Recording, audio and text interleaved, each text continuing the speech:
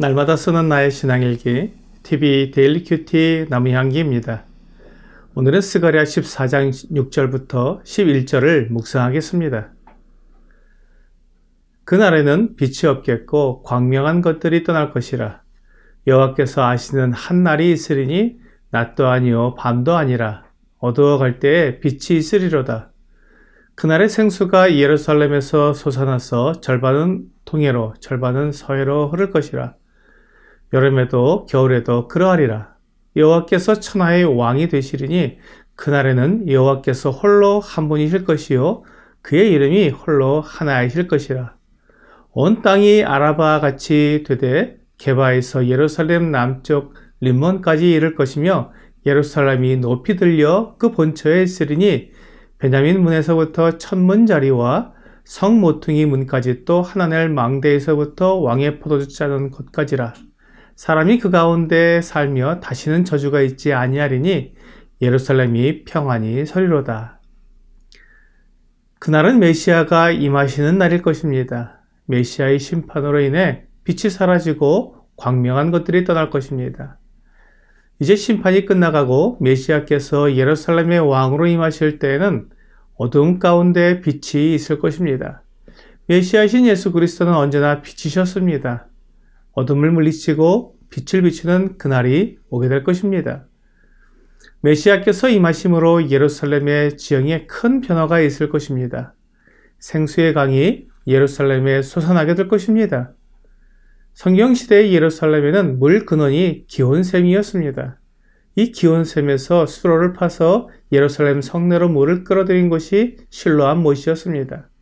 실로암 못으로 흐르는 물은 세차게 흐르는 것이 아니라 잔잔히 흘렀습니다. 오늘 본문에서 예루살렘에서 생수가 솟아나서 절반은 동해로 절반은 서해로 흐를 것이라고 말씀하셨습니다. 이 생수의 샘은 기온샘과는 다른 샘이 될 것입니다.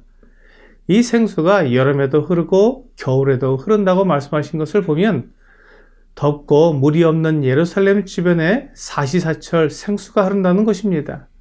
이렇게 되면 농사와 목축에 큰 변화가 일어날 것입니다. 이 생수로 물 걱정이 없이 농사를 짓고 짐승을 기를 수 있을 것입니다. 이렇게 되면 정치적으로나 경제적으로 빠르게 안정될 것입니다. 바로 그때 여호와께서 천하의 왕이 되실 것인데 여호와께서 홀로 한 분이실 것입니다. 여호와께서 예루살렘에서만 왕이 되시는 것이 아니라 온 세상의 왕이 되실 것입니다. 그런 가운데 여호와 외에 다른 왕을 세우지 않고 여호와 외에 다른 신이 없게 되어 우상이 사라지고 진정한 하나님이 다스리는 나라가 될 것입니다. 지금 예루살렘에 일어나는 변화들이 바로 만왕의 왕이시며 만주의 주가 되시는 하나님이 천하의 왕이 되심으로 일어나는 변화들입니다. 예루살렘 주변의 변화가 계속될 것입니다. 우리 주님께서 천하의 왕이 되시기 때문에 그에 맞는 변화가 일어나는 것입니다. 온 땅이 아라바같이 되되 게바에서 예루살렘 남쪽 림몬까지 이를 것입니다. 유다 온 땅이 낮아지고 평평해질 것입니다. 하지만 예루살렘은 높이 들릴 것입니다. 예루살렘의 주변은 낮아지지만 예루살렘은 높이 들림으로 예루살렘의 위상이 높아질 것입니다. 예루살렘은 메시아께서 천하의 왕으로 다스리시기 때문에 사람들이 그 가운데 살면서 다시 저주가 있지 않을 것입니다.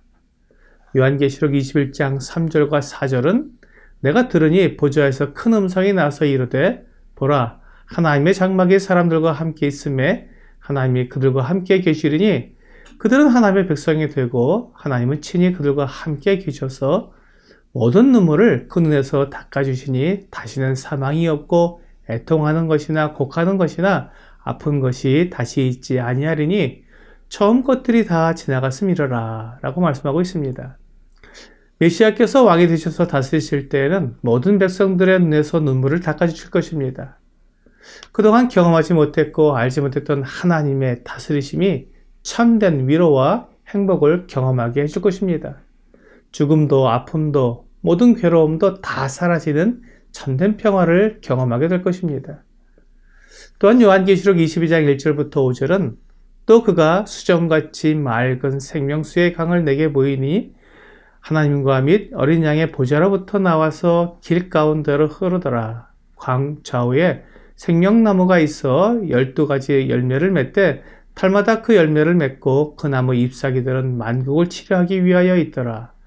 다시 저주가 없으며 하나님과 그 어린 양의 보좌가 그 가운데 있으리니 그의 종들이 그를 섬기며 그의 얼굴을 볼 터이요 그의 이름도 그들의 이마에 있으리라. 다시 밤이 없겠고 등불과 햇빛이 쓸데없으니 이는 주 하나님이 그들에게 빛이심이라. 그들이 세세토록 왕노릇하리로다 라고 말씀하고 있습니다. 하나님과 및 어린 양의 보좌로부터 수정같이 맑은 생명수의 강이 나서 길 가운데로 흐르게 될 것입니다.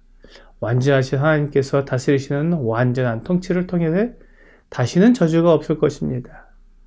예루살렘에는 다시 밤이 없겠고 등불과 햇빛이 아무 소용이 없을 것입니다.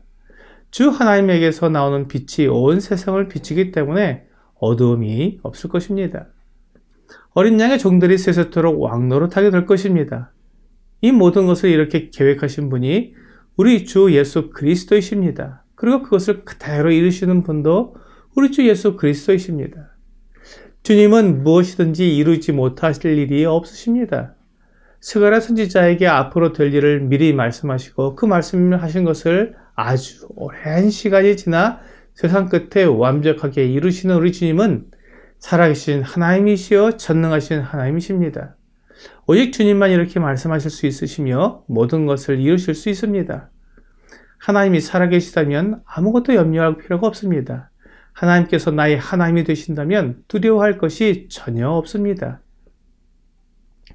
하나님께서 나의 모든 생각과 사정과 눈물과 어려움을 다 아시기 때문에 한치의 오차도 없이 정확하게 하나님의 뜻대로 모든 것을 이루어 내 눈에서 눈물을 씻어주실 것입니다. 사람의 생각으로는 결코 생각해낼 수 없는 방법으로 하나님은 하나님 되심을 나타내 주실 것입니다. 하나님은 그 방법에 대해 나와 상의하지 않으십니다. 그럼에도 나를 완전하게 만족시켜 주실 것입니다. 그것이 하나님의 통치이며 나의 모든 필요를 채우시는 하나님의 능력이 될 것입니다. 이 놀라운 하나님을 경험하는 사람은 그 앞에 엎드려 경배할 것입니다. 오늘의 적용 질문을 보겠습니다. 온 세상의 주권자이시며 마음의 계획대로 다스리시는 분은 누구십니까? 우리 주 예수님은 사랑이시며 사랑으로 용납하시는 분이시지만 이 온 세상의 주인이시기에 정확히 주님의 뜻대로 모든 것을 이루시는 분이십니다. 오늘 내가 알지 못하는 하나님의 지혜와 방법으로 온 세상을 정확히 그 뜻대로 다스리시는 우리 주님을 깨닫고 그 앞에 엎드려 경배하는 여러분과 제가 되기를 주 예수님의 이름으로 기도합니다.